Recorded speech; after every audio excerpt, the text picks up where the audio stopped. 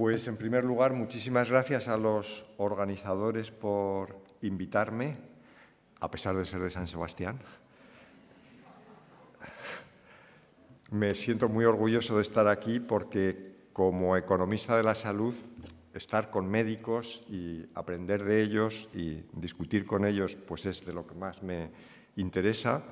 Por otro lado, también llevo 53 años dando clase, así que un programa que tiene esta tradición, como el de formación de especialistas del Hospital de Basurto, pues también me atrae mucho. Así que estoy muy agradecido a los organizadores por haberme invitado. Desde luego, para comenzar, también quiero agradecer aquí públicamente el comportamiento durante la pandemia de todos los profesionales sanitarios que experimenté muy próximamente en personas muy próximas a mí y a mi familia, que fueron muy bien atendidas, con mucho cariño, de tal manera que tuvimos médicos y enfermeras buenos en los dos sentidos.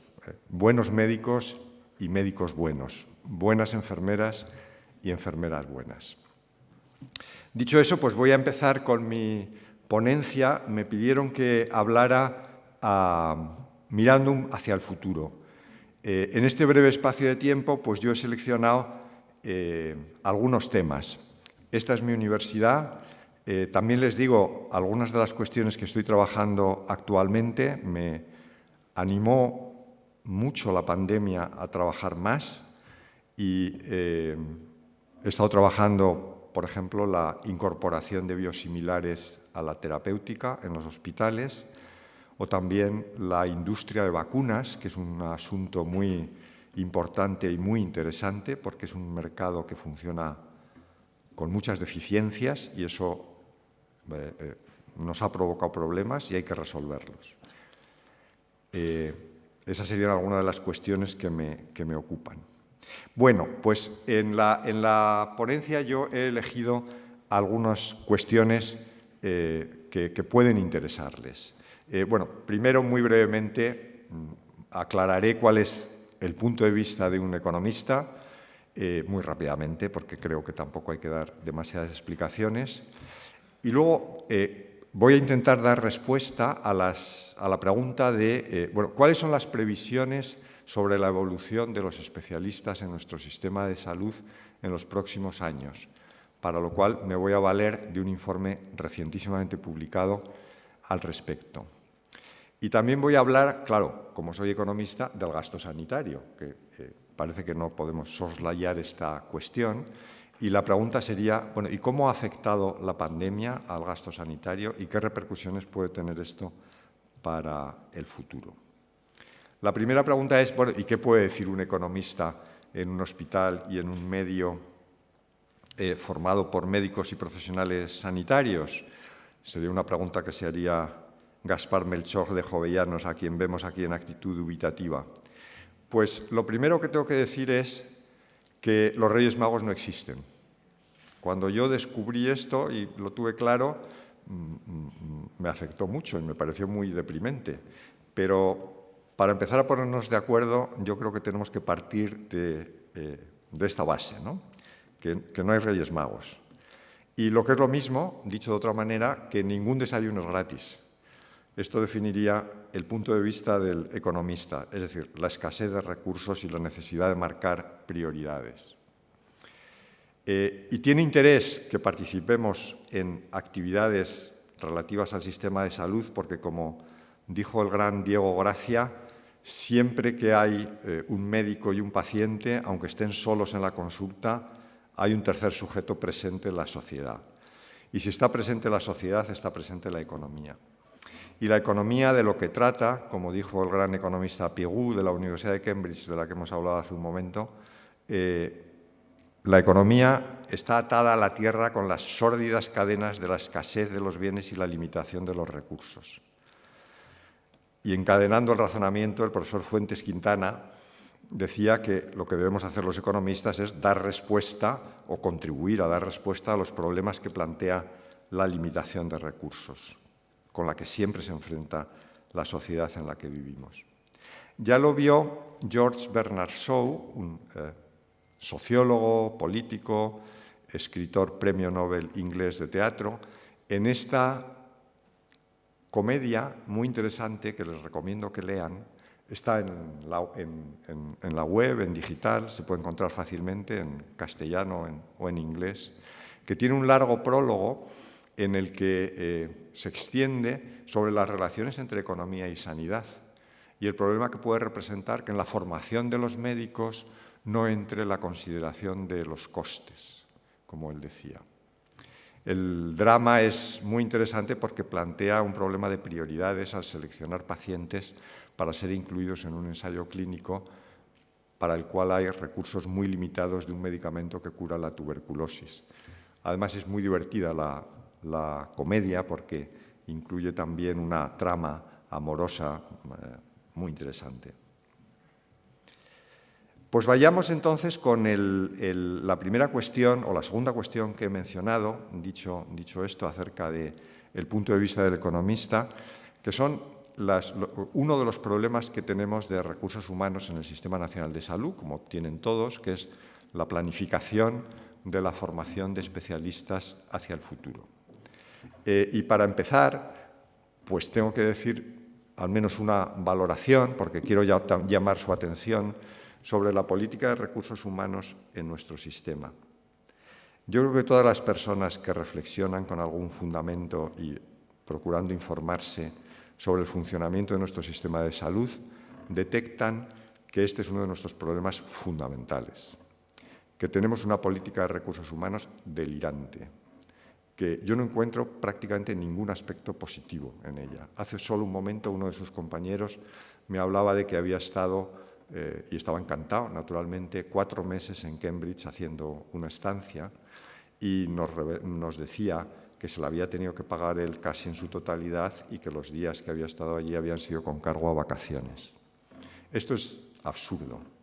Los profesores universitarios, afortunadamente, esta cuestión, una entre otras muchas, la tenemos resuelta porque sí que tenemos derecho a años sabáticos, uno cada 7 años, en unas condiciones muy estrictas. Claro, hay que haber rendido previamente durante los años anteriores, hay que presentar un proyecto, hay que ir a un lugar de prestigio donde te admitan, hay que presentar unos resultados, etcétera, etcétera. Pero esto es fundamental para profesiones como las nuestras y sobre todo como medicina y las demás profesiones sanitarias en las que la formación continua es esencial. En realidad, si yo tuviera que lanzar un mensaje a los que van a empezar la residencia y a los que terminan, es que no empiezas un periodo, sigues formándote después de la carrera, durante el MIR y desde luego después del MIR, y los que terminan no han terminado nada, se tienen que seguir formando a lo largo de toda su vida. Y otros muchos aspectos, alguno más surgirá aquí. Esta política de recursos humanos, ya digo que es muy atrasada, muy rígida, y es uno de nuestros principales problemas, y tenemos que superar como sociedad intereses creados, porque esto no se debe solo a que haya políticos incompetentes, que los hay, sino también a intereses creados de quien está beneficiándose de la situación actual y con la que hay que romper. Mientras no se mejore la política de recursos humanos en nuestro país, no va a mejorar el Sistema Nacional de Salud. Y también tengo que decir que va yendo a peor. No hemos apreciado, hay personas más expertas que yo en esta cuestión y no aprecian mejoras en esta dirección. Este estudio es, hasta cierto punto, una excepción, porque es un estudio que se lleva realizando ya durante 15 años y que, bueno, es un trabajo que se hace por un grupo muy destacado de Economía de la Salud de la Universidad de Las Palmas de Gran Canaria, liderado por Beatriz González, aquí la tienen en la foto de abajo. También como enseñanza, la recomendación es que todo lo que hace Beatriz es muy bueno y hay que leerla, su colega Patricia Barber también. Y en este trabajo tratan de dar elementos para que se pueda planificar la oferta de profesionales especialistas para conseguir un equilibrio. Y son unos buenos trabajos que sirven o deberían servir como fundamento para la política que luego el Ministerio y las comunidades autónomas siguen en esta materia. Por lo visto, por lo menos tenemos este fundamento serio, informado, con datos, seguramente de lo mejor que se puede hacer en Europa al respecto. Que luego se sigan sus recomendaciones o de lo que ellos deriva ya es otra cuestión, pero al menos ahí está. Se acaba de publicar y esperamos que, por ejemplo, informe las decisiones que se van a tomar sobre la próxima convocatoria MIR. En el estudio, las autoras incluyen esta referencia, no hace falta ni siquiera casi que lean todos los epígrafes, pero es toda la panoplia de dimensiones o elementos que tiene la política de remuneración del trabajo, de cualquier trabajo, no solo de sanidad, pero desde luego también se aplica a sanidad. Y lo que decíamos hace un momento acerca de los años sabáticos, pues formaría parte de nuestros epígrafes. Fíjense ustedes que tiene 13 componentes, una política de remuneración completa, de los cuales el aspecto estrictamente económico, el salario, el sueldo, es solo uno de ellos. A todos estos habría que atender en una política de recursos humanos sensata. Aquí vemos la primera conclusión importante del estudio, que es el déficit de especialistas previsto actualmente si las cosas siguieran sin hacerse nada, de tal manera que en el año punto de inflexión, en 2027, habría una importante brecha entre la oferta y la demanda, o las necesidades, mejor, de especialistas, que alcanzaría un 4,6%, 9.000 personas en conjunto, 9.000 especialistas de déficit en el conjunto de España y entre todas las especialidades. Naturalmente, a esto hay que ponerle remedio y habría varias dimensiones. ¿Qué especialidades aprecian en este trabajo que son las que tienen mayor déficit? Pues las que aquí enumero. El trabajo, para decirlo en dos palabras, se basa en una información cuantitativa muy precisa acerca de cuál es la situación actual, lo cual ya es valiosísimo. También en grupos, en expertos que han respondido a un cuestionario acerca de su opinión sobre las necesidades de especialistas en el futuro y luego aplican con estos datos un modelo de dinámica de sistemas muy bien hecho para tener en cuenta las jubilaciones, la edad, la evolución demográfica, etcétera, etcétera. Y llegar a estas conclusiones de brecha entre la oferta y las necesidades de especialistas en el futuro, con este horizonte temporal de 2027 y también 2035.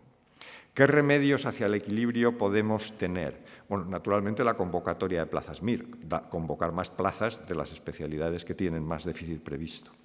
Otra idea que parece elemental sería flexibilizar la edad de jubilación, que sería otro elemento insensato de nuestra política personal. ¿Qué sentido tiene que médicos con 65 años que están actualmente en la flor de la edad, con toda su experiencia y su capacidad intelectual y física, se jubilen del sistema público? Esto no tiene ni pies ni cabeza. Y los sindicatos, yo soy muy partidario de que existan sindicatos, pero también soy partidario de decirles cuándo se equivocan. Cuando piensan que el stock de trabajo en el país, en cualquier país, está dado, es decir, que si sale un profesional o una persona puede entrar otro y otro no puede entrar en el mercado de trabajo si uno no sale, esto es absolutamente falso. Y se enseña a los estudiantes de primero de economía por qué es falso. Entonces, esto de liquidar y marginar del mercado de trabajo a las personas de 65 años, especialmente en un campo como el sanitario, no tiene ni pies ni cabeza. La inmigración de médicos, especialmente latinoamericanos, que no tienen la barrera del idioma, es un instrumento útil y que está ocurriendo y en una manera intensa, que vamos a ver ahora con un poco más detalle. También necesitamos incentivos para las plazas poco atractivas. ¿Qué es esto del café para todos en el trabajo? ¿Qué es esto del café para todos en el sistema sanitario? Tampoco tiene ni pies ni cabeza. También tenemos un problema con el equilibrio entre sector público y sector privado, porque todos los especialistas, vayan a la pública o vayan a la privada, se forman en el sector público. Y sobre esto habría que pensar. Y habría que pensar también en el equilibrio entre universidades públicas y universidades privadas. Las autoras del informe hablan de cartera o cabeza. No digo más. Y, naturalmente, pensando más en el largo plazo, cómo evolucione el numerus clausus en medicina, pues es también un elemento fundamental. En el límite deberíamos tender a que la gestión de los recursos humanos debería permitir negociar con base individual y ofrecer a cada profesional las condiciones que más valora. Esto es totalmente lo contrario de las ofertas públicas de empleo, que, insisto, no tienen ni pies ni cabeza, el recubrir las plazas a través de estos sistemas. Esto exigiría un cambio muy profundo del estatuto del personal sanitario y de las condiciones de ingreso, permanencia, carrera, etcétera, etcétera. Volviendo al tema de los médicos inmigrantes que se incorporan a nuestro país, bueno, aquí tenemos algunos datos muy recientes. Es un influjo muy importante que está permitiendo resolver muchos problemas. En el 2019, por ejemplo, se homologaron 6.354 títulos frente a 6.664 nuevos egresados, es decir, casi lo mismo. España es atractiva para los médicos latinoamericanos por muchas razones y esto es una ventaja para nosotros. En cambio, la inmigración de médicos españoles, de la que se ha hablado mucho hacia otros países, es muy poco importante cuantitativamente y en este estudio se manejan datos muy buenos de los países de destino, que son muy fiables, y se ve que es un fenómeno de poca relevancia. Con lo cual nos estamos enfrentando a esta decisión que tienen que tomar los planificadores, hablando un poco en la jerga de los economistas, permítannoslo, no tiene ningún componente peyorativo. Hay que optar entre producir médicos, es decir, que se formen en nuestro país, en las facultades de medicina, lo cual tiene mucho sentido porque es una especialidad o es un grado muy demandado y muchos estudiantes con muy buenas notas no pueden entrar porque la nota de corte es muy alta en las facultades de medicina. Es decir, que quizás habría que flexibilizar el numerus clausus, con lo cual conseguiríamos satisfacer estos deseos o estas vocaciones. El numerus clausus tiene un problema que es su irreversibilidad, es muy difícil dar marcha atrás. La otra opción es comprar, entre comillas, homologar, incorporar médicos fundamentalmente latinoamericanos. Sin duda aquí sería necesario un debate social, como apuntan las autoras, y tendríamos aquí también esta cuestión de la cartera o la cabeza, la universidad privada, la universidad pública, que es un tema que también debe hacernos pensar detenidamente. Si tengo tiempo, volveré luego sobre los problemas de la atención primaria, pero quiero cumplir el tiempo. Y con eso dejaríamos ya la cuestión de las expectativas de futuro en cuanto a los profesionales especialistas y cuál puede ser la situación dentro de unos años. Entonces, vemos cómo se detecta un déficit si no hacemos nada. Está el déficit estimado por las distintas especialidades. El estudio no llega a hacer estimaciones por comunidades autónomas y seguramente ni falta que hace, porque como las autoras dicen, no es un mercado segmentado por comunidades autónomas, sí por especialidades. Y vemos los remedios posibles, de tal manera que quienes tienen capacidad de decisión pues tienen ya aquí, digamos, un terreno bastante firme para poder resolver.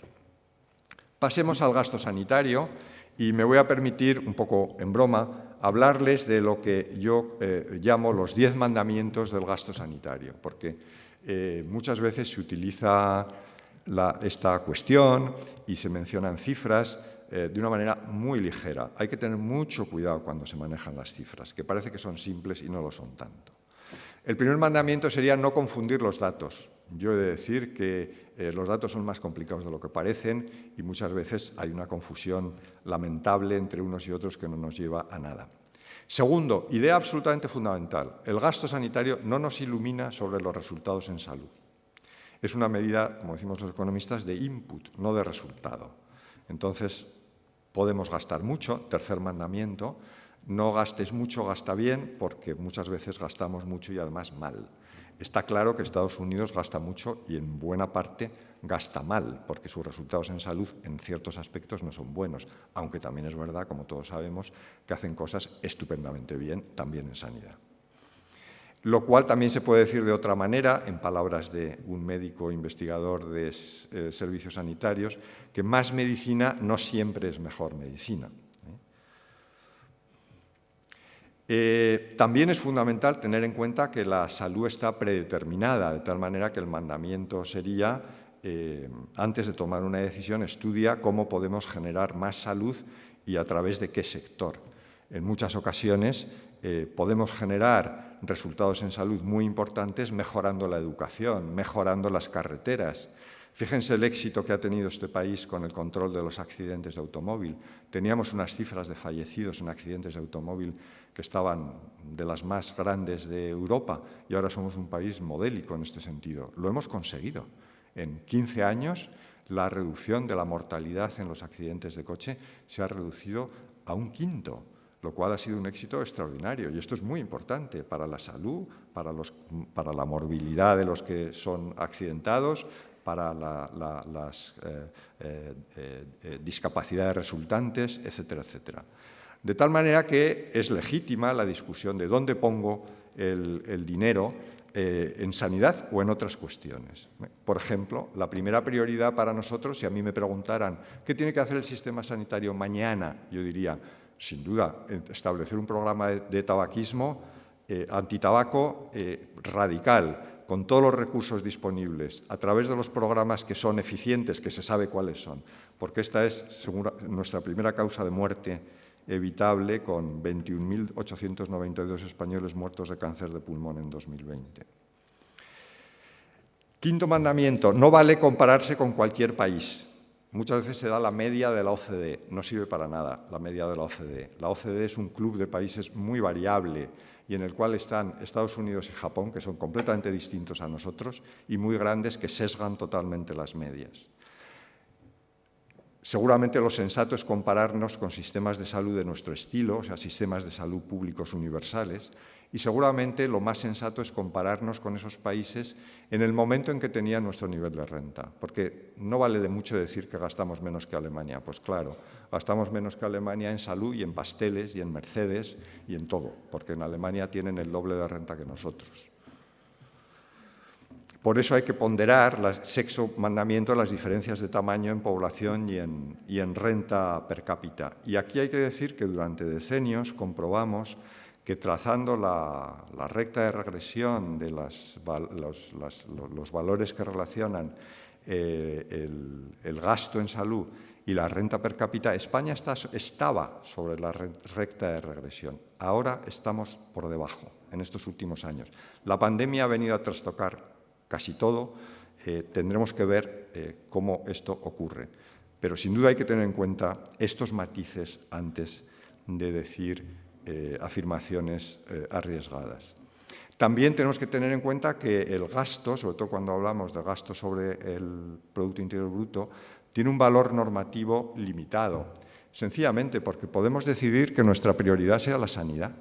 Si a los economistas de la salud no nos da ninguna preocupación gastar en sanidad, siempre que el gasto sea eficiente, es una opción perfectamente legítima. La sanidad genera renta y bienestar y salud. ¿Por qué no vamos a tener que gastar en sanidad? Pero bien, en programas eficientes. A mí no me cabe la menor duda que habríamos hecho mucho mejor gastando más en sanidad que en AVE. El AVE es altamente ineficiente. Y también hay que tener en cuenta que la labor de planificar y presupuestar es una labor difícil y que exige una estrategia, un plan nacional a medio y largo plazo. Saber hacia dónde va nuestro sistema sanitario, que no lo sabemos. Y hay que tener en cuenta todas las restricciones presentes. No lo sabemos, pero tenemos algunas orientaciones. Yo también quiero dejar aquí sobre la mesa el hecho de que la Comisión Parlamentaria que estudió las consecuencias de la pandemia en el Sistema Nacional de Salud y sus recomendaciones y algunas de las intervenciones de los expertos que allí lo hicieron en junio y julio del año pasado, yo les recomiendo que recojan ese documento de recomendaciones de esa comisión parlamentaria. Es una buena hoja de ruta. No es perfecta, pero es una buena hoja de ruta. Hay que decir que los que saben de estas cuestiones de administración sanitaria, de salud pública, de gestión, de economía de la salud, tenemos muy buenos especialistas en España. Se sabe lo que hay que hacer, pero hay que organizarlo. Y desgraciadamente, tenemos insuficiencias en nuestro sistema político, aunque yo no soy de los que crea que todos los políticos son iguales, ni mucho menos, pero impiden que ese conocimiento realmente llegue y se transforme en realidades, o al menos en parte. Lo que quiere decir que hay que resolver las deficiencias estructurales del sistema, porque el nivel de gasto seguramente no es nuestro principal problema. Me permito autocitarme. Escribí un libro después de la crisis financiera que llega a nuestro sistema sanitario en 2012 sobre estas cuestiones porque me tenía muy interesado el problema. No es el gasto nuestro principal problema. Tenemos problemas más difíciles de resolver, como puede ser el problema de recursos humanos. Y el 10º mandamiento es que en este sector, como en cualquier otro, no tenemos que olvidar a nuestros hijos y a nuestros nietos. Ese niño que ven ahí es uno de mis nietos. Tenemos la curva de la deuda subiendo, como pueden ver a la izquierda. Estamos en torno al 120 del Producto Interior Bruto, que es un peso de la deuda importantísimo. Y esto hay que tenerlo siempre presente para no derrochar y para gastar eficientemente, porque la van a pagar nuestros hijos y nuestros nietos. El otro trabajo, brevísimamente me refiero a él, da respuesta a la pregunta de bueno, ¿y cómo ha afectado la pandemia al gasto sanitario? Pues aquí tenemos una primera respuesta. Los fondos ya comprometidos en exceso sobre lo que habría ocurrido si no hubiera habido pandemia, que ya están, digamos, decididos, son 9.000 millones que aportó el Gobierno de España en el año 2021 a las comunidades autónomas y 7.000 y pico millones más, alrededor de 7.869 millones de euros más, que va a aportar la Unión Europea hasta 2026. Es decir, en total ya sabemos que vamos a gastar 16.869 millones de euros más a consecuencia de la pandemia. Esto sería el límite inferior, porque las comunidades autónomas han recibido fondos adicionales no condicionados, es decir, que los pueden gastar en sanidad o en lo que les parezca, y los próximos presupuestos también pueden aumentar sobre estas cantidades. Pero lo que ya sabemos que vamos a gastar más son casi 17.000 millones de euros más, lo cual pues es una cantidad importante. Las autoras de este trabajo, por cierto, también excelentes economistas, Ángela Blanco y Mercedes de Domingo, de la Dirección General de Presupuestos, han evaluado cómo va a impactar eso en el medio plazo en nuestro gasto sanitario. En un escenario intermedio han evaluado que puede suponer en 2027 unos 3.700 millones de euros adicionales de gasto consolidado, es decir, que va a permanecer, y que esto podría influir en lo que se llama el indicador de sostenibilidad del gasto sanitario en la Unión Europea, que es simplemente el ratio del gasto sanitario sobre el Producto Interior Bruto en el largo plazo, también aumentándolo adicionalmente en casi 2 puntos sobre lo que determinarían otras fuerzas. Aquí la variable fundamental... A ver, sí, termino ahora mismo. El último número y termino. Bueno, ahora no la encuentro, pero la variable fundamental son los 72.000, aquí está, los 72.000, la cifra de personal sanitario adicional incorporado por la pandemia, 72.000 efectivos, que es un cálculo simplista, simplemente es la variación del stock de la cantidad a 1 de enero del 21 sobre el 1 de enero del 20. Entonces, lo que ocurra con estas 72.000 personas es lo que va a determinar fundamentalmente la evolución del gasto sanitario en los años inmediatos. Pero, sin duda, la conclusión es la pandemia nos ha planteado un problema de gasto adicional al que ya teníamos. Pues con esto concluyo reiterando mi agradecimiento a los organizadores.